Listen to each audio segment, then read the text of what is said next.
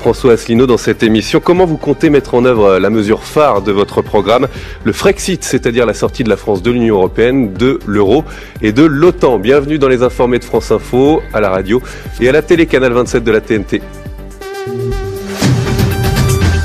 Un électeur sur 3 hésite encore entre plusieurs candidats. Voilà le résultat du dernier sondage Odoxa pour France Info que nous avons publié vendredi. 32%, c'est une incertitude record à une semaine du premier tour de l'élection présidentielle. François Asselineau, à qui la faute? Est-ce que c'est la faute des candidats qui n'arrivent pas à convaincre?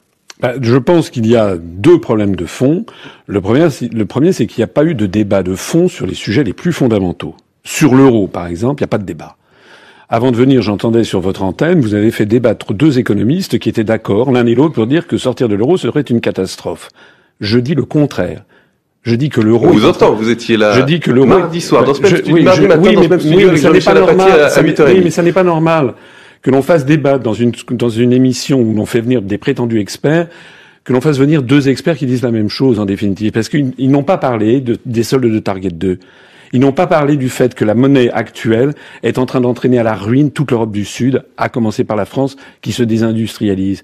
Ça, c'est un sujet fondamental. Effectivement, c'est un sujet difficile. On en parle de la sortie de l'euro, François Asselineau. Vous n'êtes pas le seul à porter cette revendication, d'ailleurs, Marine Le Pen, par exemple, veut sortir de l'euro. Non, ça, je connais le discours. Madame Le Pen, Monsieur Mélenchon, Monsieur Dupont-Aignan, Monsieur Cheminade, ils sont toujours tout à fait prompts à critiquer l'euro. Mais au moment où on arrive au Rubicon, il pêche à la ligne, c'est-à-dire qu'il ne décide rien. Même Madame Le Pen, aux dernières nouvelles, elle reportait, je crois, peut-être elle envisage de sortir de l'euro après les élections italiennes, c'est-à-dire en 2018. C'est-à-dire on reporte ça au calende.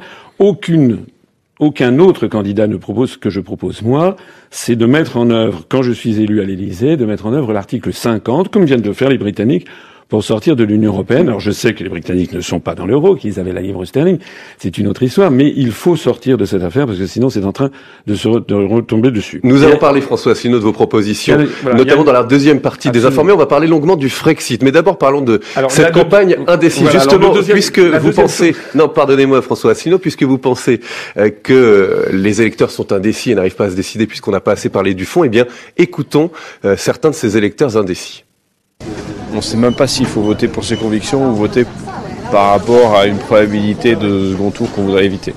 Et c'est ça qui me gêne le plus. C'est pour ça que je suis indécis. Le monde politique, il va mal en ce moment. On entend tout et n'importe quoi et aller voter, oui, je vais aller voter, mais pour qui? Je suis incapable de vous dire. Je suis vraiment très indécis par rapport aux affaires Fillon qu'il y a eu. Il n'y en a aucun qui donne envie de voter pour lui. Et donc, je sais pas, on va voter blanc peut-être. Voilà, comment expliquer, comment jugez-vous ce niveau décevant, en tout cas c'est ce que pensent certains électeurs de cette campagne, Alexandra Schwarzbrod? Moi, je crois que ça va se cristalliser dans les derniers jours. Là, il y a une espèce de... Ça, je suis pas du tout d'accord avec Monsieur Asselineau. On a beaucoup parlé, certes, on a beaucoup parlé des affaires, mais à juste titre. Mais on a aussi beaucoup parlé du fond, on a beaucoup parlé de l'Europe, on a beaucoup parlé de la politique étrangère, on a beaucoup parlé de l'économie. Maintenant, les journaux sont pleins des programmes de tout un tas, à la fois des tribunes, des analyses, des articles de fond. Les sites aussi, enfin, Internet est plein. Les programmes sont partout. Et je trouve qu'au contraire, cette campagne est même très très intéressante. Elle est passionnante. Et à mon avis, s'il y a un tel taux d'indécision, tellement d'un temps d'indécis, c'est que justement les électeurs sont comme le lapin devant les phares d'une voiture. Ils sont pétrifiés. Et un de ceux que vous interviewez le racontait bien, entre le vote conviction, le vote utile, comme on est assez bombardé par les sondages. D'ailleurs, on se jette tous dessus. On les critique, mais on se jette dessus. Et du coup, je pense que ça pétrifie beaucoup de monde. Qu'est-ce que je vais voter? Est-ce que c'est ma conviction ou est-ce qu'il faut être utile? Et je pense que dans les derniers jours, ça va se décider très vite, mais dans les 2-3 derniers jours. Guillaume Goubert. Je démarquais un tout petit peu ce qu'a dit Alexandra, en ce sens que je trouve qu'effectivement on a discuté de beaucoup de choses, mais justement on a discuté de beaucoup de choses. On a parlé, mais j'y mets pas une connotation négative, de tout et de rien.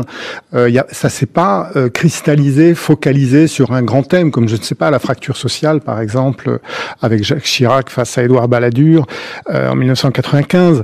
Et donc ça n'a probablement pas faciliter la prise de décision par les électeurs.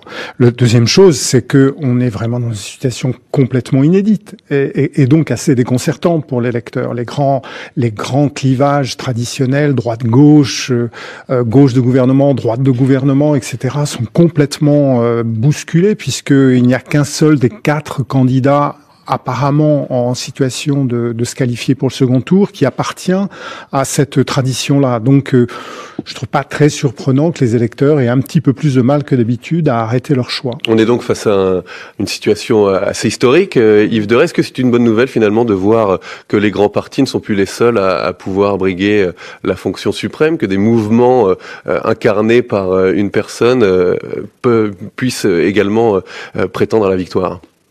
Moi, je pense que c'est pas une mauvaise nouvelle que le système turbule un peu, et qu'il y ait des gens comme Emmanuel Macron, par exemple, qui ait amené cette part d'incertitude, finalement, qui touche un peu tous les partis. Pas forcément une mauvaise chose. Moi, l'impression que j'ai en ce moment, c'est, en fait, et même depuis quelque temps, c'est de voir des gens même qui changent d'avis. C'est-à-dire que c'est ça que je n'avais jamais vu. C'est des indécisions successives. J'ai vu des gens autour de moi qui disent je vais voter Hamon, puis non, finalement, je vais voter Mélenchon, puis etc. Et un peu pareil à droite, je vais voter Macron, non, finalement, je vote Fillon, etc. Et ça, c'est vrai que c'est assez nouveau. Et je pense que, si vous voulez, cette indécision qui concerne visiblement un tiers des électeurs, ouais. Elle est liée aussi au fait que beaucoup de gens envisagent en tout cas de voter pour la première fois pour autre chose que leur camp. Moi, c'est ça le sentiment que j'ai, des gens qui ont envie de voter pour la première fois plus à gauche, plus à droite, voire à l'extrême droite, pour la première fois voter pour Emmanuel Macron qu'on connaissait pas, etc. Et ça, je pense que ça crée de l'indécision parce que on hésite un peu à revenir finalement à un moment donné assez fondamentaux. Une campagne inédite. François Asselineau, je vous donne la parole dans un instant, juste après l'info. France Info. 20h, 21h, les informés, Simon Le Baron. François Asselineau, candidat à la présidence de la République et l'invité des informés de France Info ce soir.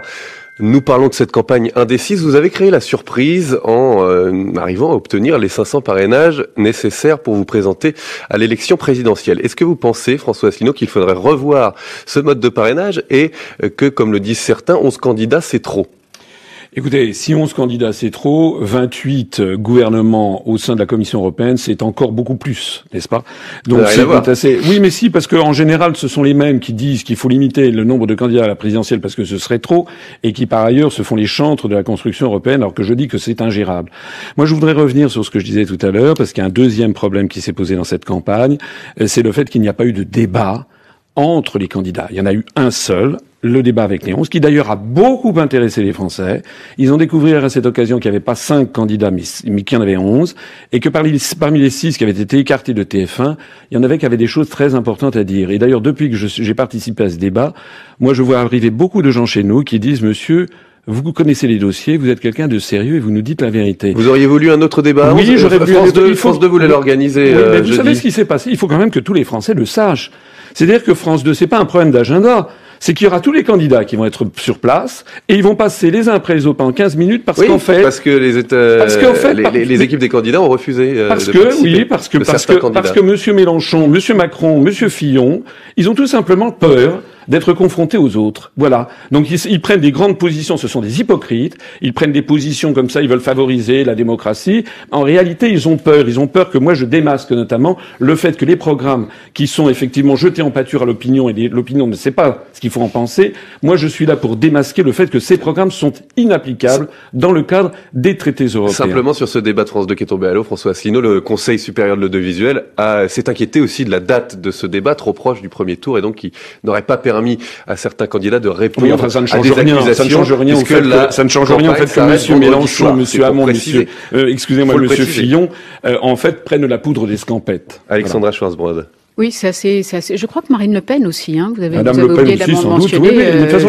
les prétendus grands candidats, qui sont surtout grands par les dossiers judiciaires qu'ils ont à leur base, les prétendus grands candidats n'ont aucune envie d'être confrontés à un candidat comme moi, issus de la société Alors, ce qui est vrai, là, c'est peut-être la seule chose sur laquelle je serais d'accord avec M. Asselineau, c'est que ce débat à 11 était vraiment, je crois qu'il a en effet beaucoup intéressé les Français, parce qu'on a découvert en effet des gens qu'on ne connaissait pas. Certains se sont révélés, enfin la sortie de Poutou a un peu égayé ce débat.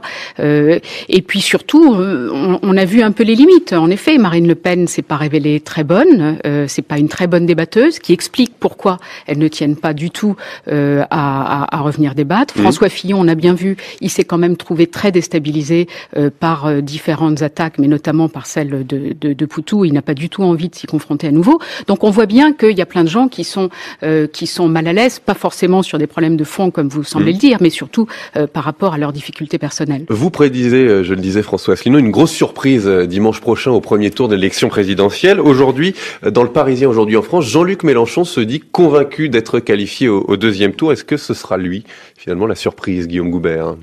Ça peut être la surprise, mais ce sera peut-être pas la seule surprise, et ce serait peut-être pas cette surprise-là. On est dans une situation, enfin moi je n'ai pas à souvenir d'une situation pareille où effectivement il y a une telle incertitude sur qui sera qualifié pour le second tour de l'élection présidentielle. Il y a pas de précédent. Bien sûr, quand il y avait eu Chirac-Balladur, mais à la limite c'était l'un ou l'autre. Je veux dire, mais la même famille politique se retrouvait au second tour.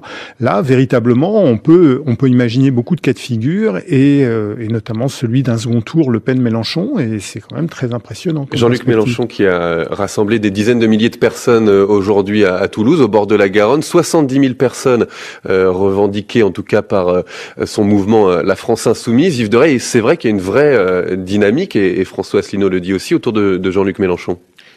Oui, il y a une vraie dynamique autour de Jean-Luc Mélenchon. Moi, je dirais qu'au fond, c'est un peu le candidat qui fait la meilleure campagne. C'est-à-dire qu'il fait la plus moderne, la plus innovante. Il y a des drôles d'idées qui nous ont paru un peu étranges avec ces histoires d'hologrammes, mais finalement, ça marche plutôt pas mal. Déjà, on a vu que sur les réseaux sociaux, avec sa propre chaîne de télévision, il fonctionnait très très bien. Et puis, on sent que l'homme est libéré, il lâche les coups, il fait des traits d'humour, c'est un très bon orateur, et donc il se révèle, mais on le savait déjà un peu, extrêmement charismatique, en ayant gommé peut-être les aspects agressifs de son charisme. Et c'est sans doute pour cela qu'il commence maintenant à ratisser un peu plus large et à sortir des 10-11% qu'il représentait. Donc en effet, il devient un candidat qui compte et qui est susceptible d'accéder au second tour. Rapidement, Alexandra Schwarzbrand. Oui, je crois qu'il a surtout su capter l'électorat notamment les jeunes de Benoît, qui voulaient voter Benoît Hamon et qui ont été un peu, qui l'ont trouvé un peu triste, un peu techno, et qu'il a galvanisé, que Mélenchon a galvanisé. Simplement, ces jeunes-là n'ont pas pris conscience de la réalité de son programme, notamment la sortie de l'Europe, le rapprochement avec la Russie, etc. Et je pense que quand ils vont le comprendre dans les jours qui viennent, ça va peut-être un peu changer la donne. C'est pas les jeunes de Benoît Hamon seulement qui font passer de 11 à 19. Hein. Non, pas seulement. Vous le savez, Yves Deray, le président de la République François Hollande n'hésite pas à donner son avis par bribes sur cette élection présidentielle. Dans la semaine, il a critiqué le programme de Benoît Hamon, et aujourd'hui, c'est Jean-Luc Mélenchon qui en prend pour son grade. Écoutez François Hollande. Jean-Luc Mélenchon, il ne représente pas la gauche que je considère comme celle qui permet de gouverner. Et il a des facilités qui quelquefois tombent dans le simplisme. On ne peut pas dire qu'il n'y a pas de responsabilité dans les massacres chimiques en Syrie. On ne peut pas considérer que Poutine peut faire n'importe quoi. On ne peut pas sortir de l'OTAN sans que ça ait des conséquences.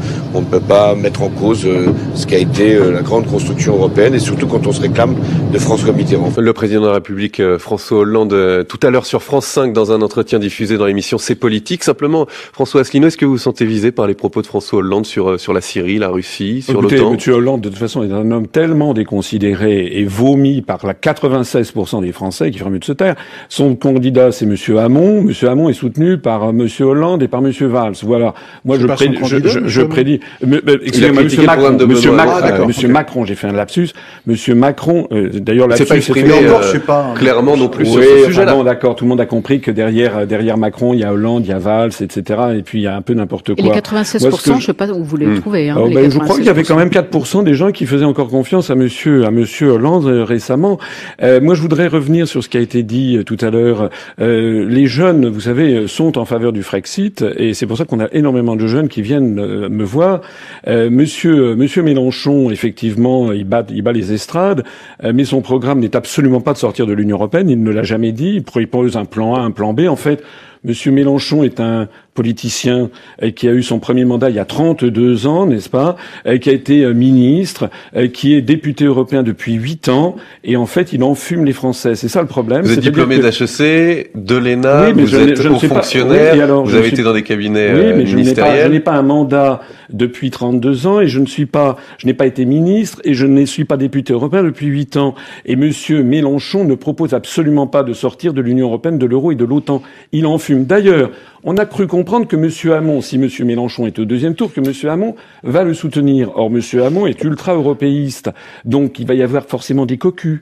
On aura l'occasion de parler de votre position sur l'Europe. Je le répète encore une fois, après le journal de 20h30, on parlera du Frexit longuement dans les informés de France Info. Merci d'être avec nous. Toujours, on continue de parler de cette campagne présidentielle indécise. On va parler de François Fillon dans un instant. 20h21, l'info avec un petit peu de retard. Yasmina Adila.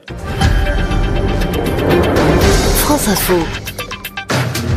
20h, 21h, les informés, Simon Le Baron. François Fillon fait beaucoup réagir aujourd'hui et divise jusque dans son propre camp après ses propos sur Radio J. Écoutez le candidat de la droite et du centre.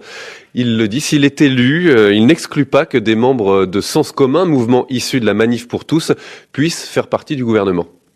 Le Sens Commun fait partie des hommes et des femmes qui sont des Français, fiers de leur pays, attachés à leurs traditions, qui pour lesquels j'ai beaucoup de respect, et donc c'est des composantes de... Mais il pourrait y avoir des personnalités de Sens Commun au sein du gouvernement. Pourquoi pas? Non, mais c'est la question que je vous pose, justement. Non, mais pourquoi pas? Je veux dire, cette façon qu'ont une partie des commentateurs et des élites politiques de classer les Français et de jeter une forme de discrédit sur certains d'entre eux est insupportable. Sens Commun opposé au mariage pour tous, à l'adoption pour les couples de même sexe, à l'IVG également. Guillaume Goubert, est-ce que c'est de la pure tactique de la part de François Fillon? Oh non, je ne crois pas. Simplement, il faut reprendre la scène. Je veux dire, on lui demande, est-ce qu'il pourrait y avoir des membres de Sens Commun au gouvernement? Ça lui est quand même assez difficile de dire non. Donc il dit pourquoi pas. Bon, par ailleurs... Pourquoi ça lui est difficile de dire non? Parce que Sens Commun a participé à la réussite du rassemblement de Trocadéro? Absolument, oui. Et parce que Sens Commun est une composante des Républicains. Je veux dire, c'est un mouvement politique, effectivement, issu de la Manif pour tous, qui a rejoint les Républicains, qui a apporté son soutien à François Fillon, qui effectivement, dit-on, a joué un rôle important dans la réussite du rassemblement du Trocadéro. Je pense que c'est pas très facile pour François Fillon de dire non, surtout pas. Par ailleurs, moi je voudrais quand même dire, quand j'entends certains commentaires, je veux dire, Sens Commun, ce sont quand même pas des nazis, ce sont quand même pas ni des factieux. Je veux dire, c'est une composante d'un parti démocrate. Ce sont eux-mêmes des démocrates. Bon, ils défendent des idées qui sont pas partagées par beaucoup de gens. Mais dit aujourd'hui, on ne peut malheureusement pas rayer d'un trait le droit à l'IVG. Bah oui, il dit ça, effectivement. Donc oui, il dit pas qu'il faut rayer d'un trait le droit à l'IVG. Il dit malheureusement pas. Il dit que ça peut pas se faire du jour au lendemain, que ça demande de la réflexion, du débat, etc. Et il y a un certain nombre de membres de Sens Commun que j'ai pu entendre qui disent, en gros, une position qui se résume ainsi. Pour la loi et contre l'avortement, c'est-à-dire que la loi est une nécessité, mais qu'on n'est pas, pour autant, on n'est pas des promoteurs de l'avortement. Jusque dans les rangs des Républicains, je le disais, ces propos ne font pas l'unanimité. Le député Dominique Bussereau dit aujourd'hui l'arrivée de Sens Commun au sein du parti a été une erreur. Son entrée, sa présence au gouvernement serait une faute. Alexandra Schwarzbrod. Oui, il n'est pas le seul. Vous avez vu aussi cette très jolie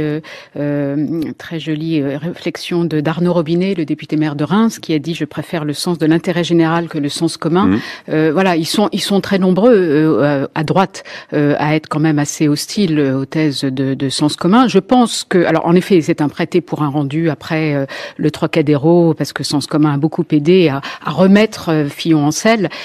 Simplement, je pense que peut-être que pour le premier tour, ça peut lui être utile de rassembler toute cette droite-là. En revanche, ça peut lui nuire gravement pour le deuxième tour, parce que s'il se trouve en compétition au deuxième tour, il va falloir qu'il rassemble derrière lui. Et là, la possibilité que Sens commun soit au gouvernement, je pense que ça peut refroidir beaucoup de gens de droite modérée. François Asselineau, quelles sont vos positions sur le mariage homosexuel, l'adoption, l'IVG? Je l'ai toujours dit, ce sont des sujets que nous ne traitons pas, qui n'est tout à fait inutile. N'apparaissent pas du tout dans votre programme. Il est tout à fait inopportun de relever ces sujets qui sont maintenant dans la société française. Moi, ce que je trouve, c'est que nous devrions nous focaliser sur l'élection présidentielle. Or, le devoir du président de la République, c'est de garantir l'indépendance nationale. Ce sont des sujets, pardon, Monsieur Asselineau, là, je suis obligé de vous couper, ce sont quand même des sujets fondamentaux. Oui, mais ce sont des sujets, j'ai déjà dit que, j'ai déjà dit que je ne les remettrai pas en cause, mais ce qui est beaucoup plus fondamental encore, c'est l'indépendance nationale et l'unité nationale, qui sont dans l'article 5 de la Constitution. Et les droits des citoyens sont des sujets fondamentaux également. Oui, mais le devoir du président, ce sont des sujets qui se traitent au niveau législatif. Ça devrait faire le débat pour les élections législatives. Donc le président ne se mêle pas de ces questions. L'élection présidentielle, écoutez, je vais pas redire pour la troisième fois ce que j'ai dit. Ce que je voudrais dire, moi, sur Monsieur Fillon, c'est que pendant ce temps-là, on ne parle pas de son bilan. Monsieur Fillon, c'est quand même extraordinaire. Il lance comme ça des choses qui sont des objets de diversion. Le bilan de Monsieur Fillon, il partage avec Monsieur Sarkozy le fait d'avoir fait augmenter de 1 million le nombre de chômeurs, le fait d'avoir fait augmenter la dette publique française de l'ordre de 500 milliards d'euros, et le fait également d'avoir vendu 20% de l'or des Français au plus bas. Et Monsieur Fillon est à la tête d'un parti politique qui est en faillite, avec 67 millions d'euros de dette et une situation de fonds propres négative de 29 millions d'euros. François Asselineau, et ce monsieur prétend président de l'Union populaire républicaine, et ce monsieur prétend nous donner des leçons de gestion. Vous avez encore une demi-heure pour vous exprimer. François Asselineau, candidat à la présidence de la République, invité désinformé de France Info ce soir. Nous continuons de débattre dans 5 minutes. Pour l'instant, il est 20h28 sur France Info. –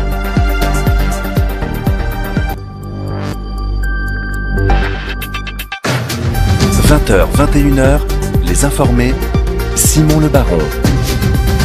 Et nous sommes toujours avec François Asselineau, candidat à la présidence de la République, président de l'Union populaire républicaine, Alexandra Schwartzbrod, directrice adjointe de la rédaction de Libération, Guillaume Goubert, directeur du journal La Croix, et Yves Deray, rédacteur en chef du Parisien Magazine. Nous parlions dans la première partie de cette émission de la possible entrée au gouvernement, si François Fillon est élu, de membres du mouvement Sens commun, issus de la Manif pour tous. Yves Deray, vous vouliez terminer sur ce sujet? Oui, moi je suis pas du tout surpris, parce qu'en fait, on parle du Trocadéro, mais dès les primaires, Sens commun a soutenu François Fillon. Et sans doute que François Fillon ne serait plus candidat aujourd'hui sans le soutien de Sens commun, qui a été très important pour les primaires et très important au moment du Trocadéro, parce que comme on le sait, il a quand même failli se retirer.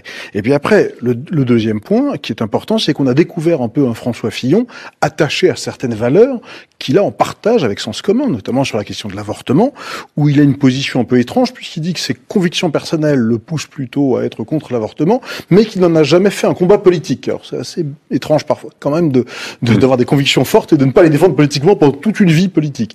Mais c'est ainsi. Donc voilà, il y a cette proximité, je pense, qui aujourd'hui apparaît au grand jour.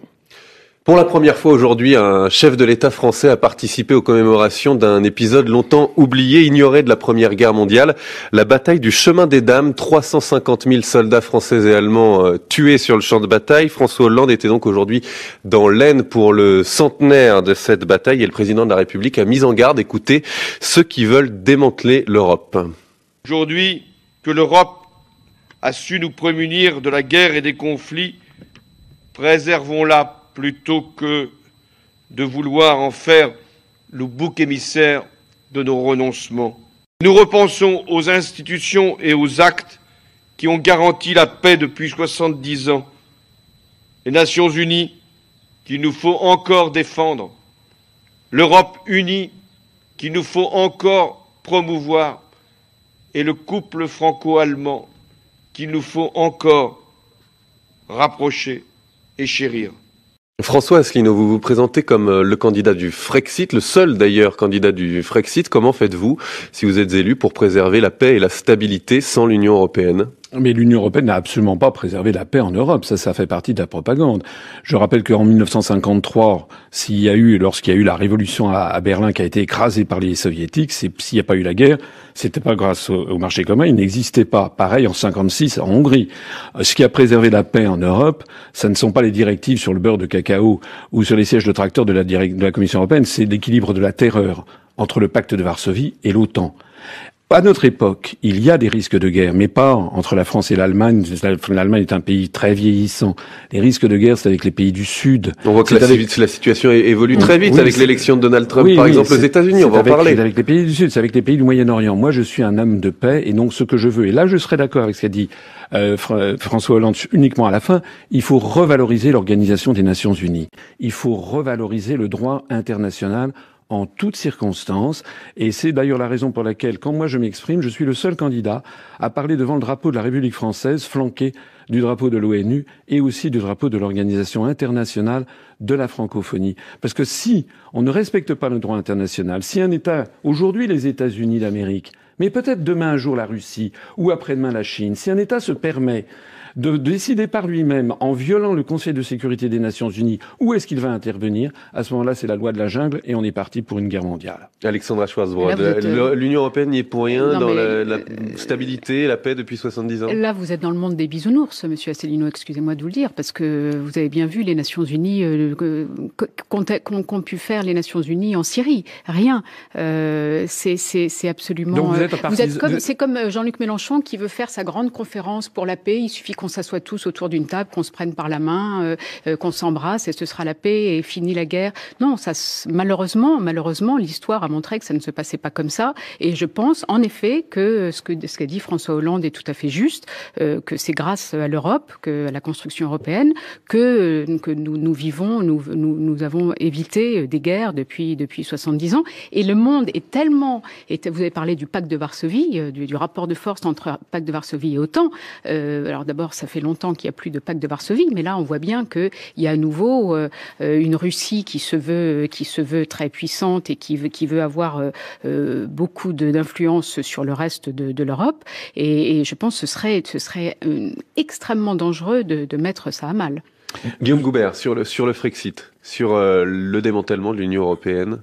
Moi, j'ai quand même du mal à croire que la construction européenne n'est pour rien dans la réconciliation franco-allemande. Je pense quand même que ce processus a permis à ces deux pays d'apprendre à travailler ensemble, à se connaître comme jamais auparavant, et que ça a été un élément majeur, sans doute pas le seul, mais un élément majeur, effectivement, de l'absence de conflit dans cette partie du monde depuis 70 ans.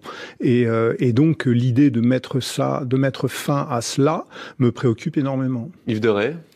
Et je vais vous laisser répondre après François Asselineau. Un peu l'Europe à une grande famille. Il y a le couple franco-allemand qui dirige un peu cette famille. Sans doute qu'il n'a pas suffisamment montré le bon chemin. On n'a toujours pas d'Europe de la défense, alors que effectivement le monde est de plus en plus dangereux, qu'on voit bien des grands ensembles se constituer avec des chefs d'État comme Donald Trump aujourd'hui, la Chine qui doit intervenir, mais on en parlera peut-être sur la Corée du Nord, etc. Donc on voit bien qu'il y a des grands ensembles, et je ne vois pas très bien face à ces grands ensembles qui se constituent, comment nous, Français, on déciderait de casser la machine. Donc je pense que en effet, tout ne va pas parfaitement dans l'ensemble qu'est l'Europe, mais au contraire, il faut la renforcer plutôt que de la quitter. François Asselineau, sur le fait de préserver un bloc puissant face aux États-Unis, entre les États-Unis et la Russie. Mais l'Europe n'est pas un bloc puissant face aux États-Unis. L'Europe est le vassal. L'Europe est la vassale des États-Unis. Pourquoi ne pas renforcer l'Europe? Par l'article 42 du traité de l'Union européenne qui nous place sous la tutelle de l'OTAN. Sortir de l'Union européenne, ça n'est pas sortir du tout. C'est rester dans l'ONU, c'est rester dans le Conseil de l'Europe, c'est conserver 6650 traités internationaux bilatéraux ou multilatéraux qui nous permettent de rester en contact avec le reste du monde. Et puis au sujet de la guerre, vous vous rappelez ce qu'avait dit François Mitterrand quelques semaines avant de mourir? Il avait dit « La France est en guerre et les Français ne le savent pas. C'est une guerre nouvelle, une guerre sans mort apparemment et pourtant une guerre à mort. Les Américains veulent un pouvoir sans partage sur le monde. » C'est dans le livre, c'est le dernier Mitterrand paru en 97. Vous pensez que c'est en démantelant l'Union européenne qu'on arrivera à résister aux États-Unis? Mais l'Europe n'a jamais voulu résister aux États-Unis. Non, mais c'est le seul outil qui est à notre disposition pour y parvenir. Les guerres d'aujourd'hui entre les puissances développées sont des guerres d'un genre nouveau, des guerres sur la désinformation, la manipulation de l'information, des guerres monétaires, des guerres sur les dettes. C'est de ça qu'il s'agit. Et c'est sur le pourtour des pays très développés qu'il y a encore les guerres létales avec du type de celle qu'on a connue depuis la guerre de 30 ans. Asselineau, on continue de parler de votre projet, de votre volonté de Frexit, de sortir de l'Union européenne, de l'euro et de l'OTAN, juste après l'info à 20h41. France Info. 20h, 21h, les informés, Simon Le Baron. François Asselineau, contrairement à Marine Le Pen, Jean-Luc Mélenchon, même Nicolas Dupont-Aignan qui veulent renégocier les traités, vous proposez une sortie nette, rapide de l'Union européenne, de l'euro et de l'OTAN qui impliquerait donc un retour au franc en quelques mois. Est-ce que, avant que vous nous exposiez votre point de vue, est-ce que simplement Yves Derey, ça vous paraît réaliste de revenir au franc ? Écoutez, revenir au franc, on a quand même le sentiment qu'on risquerait un appauvrissement brutal avec sans doute des attaques contre cette nouvelle monnaie, des risques d'inflation. Je crois que et tout à l'heure vous expliquiez, Monsieur Asselineau, que certains candidats qui disaient vouloir sortir de l'euro, comme Marine Le Pen notamment, mais d'une certaine manière aussi Nicolas Dupont-Aignan, qui a quelques états d'âme vis-à-vis de la monnaie européenne, on fait un peu marche arrière. Et on fait un peu marche arrière parce qu'en avançant et en mettant leurs propositions face à une certaine réalité économique, ils se sont rendus compte quand même que ça ferait courir beaucoup de risques. C'est quelque chose qu'on ne peut pas décider comme ça, tout seul dans notre coin. Voilà, on est artisans de l'Europe, on est artisans de l'euro, on est des principaux artisans de l'euro. On a sans doute résisté aussi à la crise économique de 2008 grâce à cette monnaie-là. On ne peut pas comme ça passer tout ça par perte et profit aussi vite. Les enquêtes d'opinion qu'on peut contester, François Asselineau, la plupart des Français, 3/4 des Français selon une enquête Elab récente, sont contre le retour au franc, notamment parce que ça augmenterait le prix des produits importés. Guillaume Goubert. Moi, une question que je me pose et que je pose à Monsieur Asselineau, c'est qu'est-ce qu'on fait avec la dette de la France, qui est libellée en euros et qui est pour une très grande part détenue par des acteurs étrangers. Qu'est-ce qui se passera à ce moment-là ? Comment on fait face à une charge pareille si on repasse au franc ? Voilà. François Asselineau. Alors pour répondre tout de suite à cette question, c'est une objection classique. Je vous rassure tout de suite, puisque 98% de la dette publique est libellée en droit français de la dette publique, et pour la dette privée, c'est à 99%. Donc il y a un principe général du droit international qui s'appelle la lex monetae. On remboursera dans la monnaie ayant cours légal, c'est-à-dire en francs. Dans ce cas-là, il vaut mieux qu'on n'ait plus besoin d'emprunter d'argent à l'avenir. Non, mais écoutez, la même chose. Écoutez, nos partenaires n'ont pas très envie de nous prêter de l'argent sur cette base-là. Regardez, ça s'est exactement passé de la même façon. Il y avait des gens qui avaient prêté de l'argent à l'Allemagne dans les années 90 en Deutschmark, et puis ils ont été remboursés en euros. Voilà. Or, a priori, le Deutschmark était la monnaie la plus solide du monde. Ils pouvaient avoir des doutes légitimes sur l'euro. Ils n'ont rien pu faire parce que c'était en droit allemand. Donc, de la même façon, il y aura absolument aucun problème. Ce qui est vrai, c'est que le franc se dépréciera. C'est possible, mais dire qu'il n'y a aucun problème, j'ai du mal à non, mais moi, je vous le dis. Il n'y a eu aucun problème lorsqu'on est passé du franc et de marque à l'euro. En matière de dette publique, ça a été des transferts qui ont été exactement avec le taux de conversion. Moi, ce qui est vrai, c'est que si on crée un nouveau franc, on va avoir une dépréciation de ce franc de l'ordre à peu près entre 6 et 15%, disons une moyenne de l'ordre de 10% vis-à-vis du dollar. Ça, c'est vrai. Et alors? L'euro s'est déprécié de 25% par rapport au dollar au cours des 3 dernières années. Il y a en 2014, un euro valait $1,39. Maintenant, un euro vaut $1,06. On n'en a pas fait toute une affaire. Non, on avait un euro trop fort qui nous empêchait d'exporter. Mais actuellement, nous avons encore une monnaie beaucoup trop forte. Il faut bien que les Français comprennent que si nous avons tant de chômage en France, et si ce chômage ne fait qu'augmenter, et si la situation est pire encore en Grèce, en Italie, en Espagne, au Portugal, c'est d'abord et avant tout à cause de l'euro. Parce que nous ne pouvons pas, sur de longues périodes, avoir la même monnaie que les Allemands. C'est ça le problème de fond. Nous n'avons pas la même évolution de la compétitivité. Et moi, ce que je voudrais dire, c'est que les gens qui me disent, vous vous rendez compte si on sort de l'euro, moi je leur dis, est-ce que vous vous rendez compte si on y reste? Parce qu'actuellement, il y a une évolution divergente des soldes de la balance des paiements courants à l'intérieur de la zone euro. La Bundesbank suit ça de très très près. Ils sont alarmés, les Allemands. Ils ont maintenant 829 milliards d'euros qui sont venus des pays du Sud. Ils ne savent pas comment gérer cette affaire. Alexandra Schwarzbrod, sur la sortie de l'euro, pour conclure. Bon, moi, je reste assez calme parce qu'il y a les discours des candidats et il y a les discours quand on arrive aux affaires. Regardez Donald Trump qui avait dit l'OTAN terminé, je ne veux plus en entendre parler. Et vous avez vu la semaine dernière, il a déjeuné avec le secrétaire général de l'OTAN et à la fin, ils se tapaient sur l'épaule l'un de l'autre et il n'était plus du tout question de sortir de l'OTAN. Donc je pense qu'il y a un principe de réalité et que ça ne tient pas, ça ne peut pas tenir le choc de la réalité. Vous parlez justement, Alexandra Schwarzbrod, de Donald Trump. L'actualité de cette fin de semaine, ce sont aussi ces tensions entre les États-Unis et la Corée du Nord. Alors, jeudi, le président américain affirme vouloir traiter le problème nord-coréen. Il envoie des navires militaires vers la péninsule de Corée. Le numéro 2 du régime nord-coréen, hier, promet que son pays est prêt à répliquer à toute attaque nucléaire par une autre attaque nucléaire. Et aujourd'hui, on apprend qu'un tir de missile nord-coréen a échoué. Le missile aurait explosé quelques secondes seulement après son lancement. Ça s'est passé juste avant l'arrivée en Corée du Sud, à Séoul, du vice-président américain Mike Pence. François Asselineau, on sait que vous êtes anti-américaniste. Qui provoque qui dans cette affaire? Alors d'abord, je ne suis pas anti-américain. Dans notre mouvement politique, on a plus de 70 adhérents qui sont des expatriés qui vivent depuis des années aux États-Unis et qui approuvent les positions de notre mouvement et mes analyses. Et d'ailleurs, il y a aux États-Unis même beaucoup de gens qui critiquent le gouvernement américain. Simplement pour clarifier votre position, vous avez parfois tendance à apporter des thèses conspirationnistes aussi sur la mainmise de la CIA, notamment dans l'Union européenne. Vous parlez beaucoup de ces thèmes-là. C'est un de vos thèmes de prédilection, simplement. Lorsque François Mitterrand dit la France est en guerre, les Français ne le savent pas, les États-Unis veulent un pouvoir sans partage sur le monde, ça veut donc dire que François Mitterrand était conspirationniste. Lorsque M. Hollande nous explique, voici 2 ans, on apprend qu'il est écouté par la CIA, toutes ces conversations privées, M. Hollande est conspirationniste. C'est bien de ça qu'il s'agit. Alors mettons-le sur la table. C'est-à-dire que critiquer les États-Unis dans les grands médias français, c'est immédiatement être conspirationniste. C'est bien de ça. Je vous pose la question, qui provoque qui dans cette affaire entre les États-Unis et la Corée du Nord? Sur l'affaire de la Corée du Nord, nous devrions encore une fois respecter le droit international et s'inspirer de la sagesse des Chinois. Il y a actuellement une grande puissance régionale qui s'appelle la République populaire de Chine qui essaye de calmer le jeu de ce régime de Corée du Nord, qui est un régime fantasque, c'est le moins qu'on puisse dire, et qui est un régime dictatorial. Tout le monde le sait. Je ne suis pas sûr que ce soit les États-Unis qui, en s'agitant à côté, soient à même de calmer le jeu. Voilà ce que je pense. Revenons à l'Organisation des Nations Unies. Yves Deray.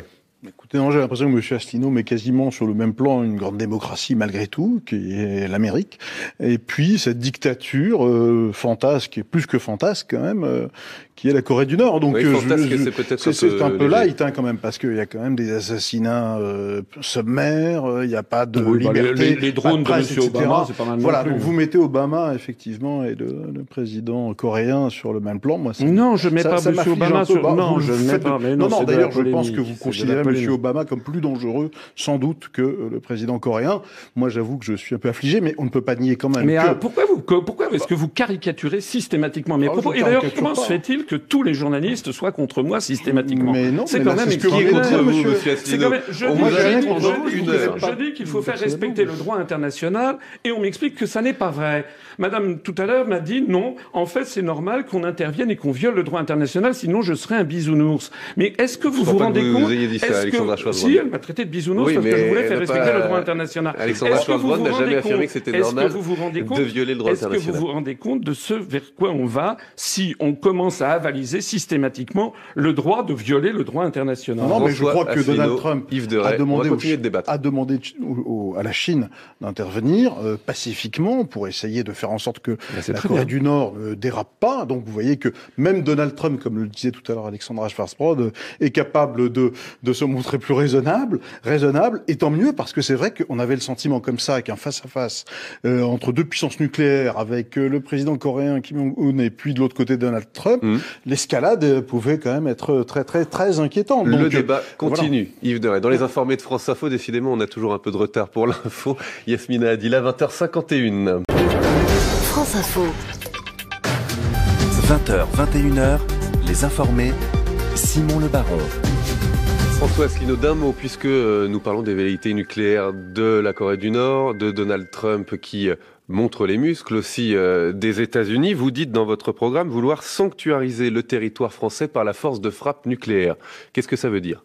Ça veut dire maintenir en état ce qui existe actuellement. Mais ce que je voudrais, c'est revenir à la conception gaullienne de la diplomatie, c'est-à-dire une défense erga omnes, comme on dit en latin, c'est-à-dire vis-à-vis de tout le monde. C'est-à-dire que nous n'avons pas d'ennemis préalablement désignés. Et c'est la raison pour laquelle je veux sortir de l'OTAN, parce que l'OTAN est en train de nous entraîner vers ce que les néo-conservateurs américains appellent le choc des civilisations.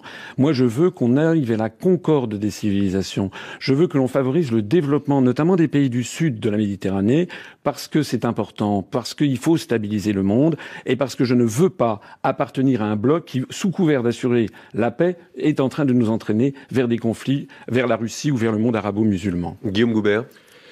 Moi, je pense qu'on est actuellement dans une situation qui est assez dangereuse, et je pense que je me demande quelle est la répartition des rôles entre les États-Unis et la Chine. J'espère, mais j'en suis pas sûr, qu'on est un peu dans le schéma, pardonnez-moi de parler anglais, good cop, bad cop, gentil policier, méchant policier, où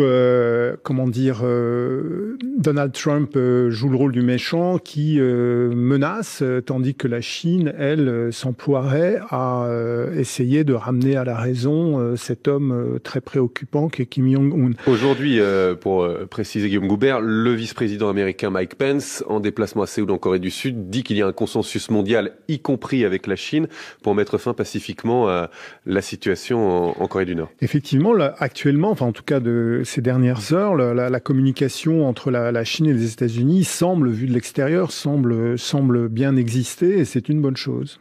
Alexandra Schwarzbrod. Oui, tout ce qui vient de se passer depuis 15 jours, 3 semaines au niveau international semble montrer quand même une chose, et c'est une mini lueur d'espoir dans cet océan de tragédie, que apparemment, quand même, à Washington, l'entourage de Donald Trump, et notamment l'entourage militaire, mais aussi Rex Tillerson, qui est son secrétaire d'État aux Affaires étrangères, ont l'air de reprendre un peu la main et de calmer un peu son côté un peu imprévisible. Et donc, ça se voit dans la Syrie. Il a un peu calmé le jeu après la première frappe.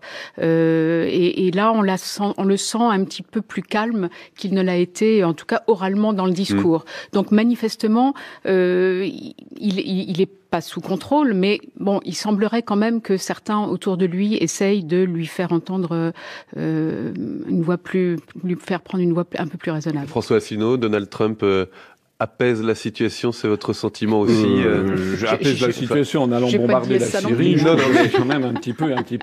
Et moins velléitaire en tout cas. Voilà, ce qui est sûr, c'est que c'est un individu un petit peu fantasque qui s'est fait élire sur un programme et qui maintenant. Donc Donald Trump est fantasque, Kim Jong-un oui, est fantasque aussi. malheureusement, vous savez, avoir un chef d'État, les Français devraient se poser cette question d'ailleurs dimanche prochain. Un chef d'État, c'est quelqu'un qui doit être un arbitre au-dessus des partis. C'est pas un extrême. Ça doit être quelqu'un qui doit avoir de l'expérience et du sang-froid. Voilà. Il se trouve que pour ce qui me concerne, je vais me faire un petit peu de publicité. J'ai de l'expérience. J'ai été pendant 4 ans dans des cabinets ministériels. J'ai accompagné notamment Jacques Chirac. Et j'ai rencontré beaucoup de grands de ce monde. Et j'ai du sang-froid et du courage. Et je me permets d'insister sur le fait que la maturité venant, je crois qu'il faut vraiment insister sur l'importance du droit international et qu'aucun État n'a le droit de se faire justice lui-même. Pour conclure, François Asselineau, il nous reste 1 minute. Et puisqu'on est à tout juste une semaine du premier tour de l'élection présidentielle, revenons à cette élection. Qu'est-ce qui vous permet de dire que vous êtes sur une bonne dynamique comme Jean-Luc Mélenchon et que vous pouvez créer la surprise? Oui, je pense que je vais faire un bon score parce que et pas les 0, et quelques que l'on m'attribue, parce que quand je fais des réunions publiques, il y a beaucoup de monde, que je fais des réunions où je suis un petit peu bavard, elles durent parfois comme hier à Marseille, ça a duré pendant 3h30, eh bien, il y a toujours beaucoup de monde à la fin et puis une grande ferveur. Et puis quand je vais sur Internet, je vois que la chaîne YouTube Union Populaire Républicaine, elle est à 11 500 000 vues, alors que celle de M. Macron, par exemple, est à 1 500 000 vues. Si je prends simplement au dernier résultat régional de 2015, 0,87% au plan national. Oui, 0,9% au plan national, mais c'était il y a 2 ans, et puis surtout, personne ne me connaissait. Et il y avait peut-être 2-3%, et faire près de 1% des suffrages, si 2% des Français vous connaissent, c'est beaucoup. Merci beaucoup, François Asselineau.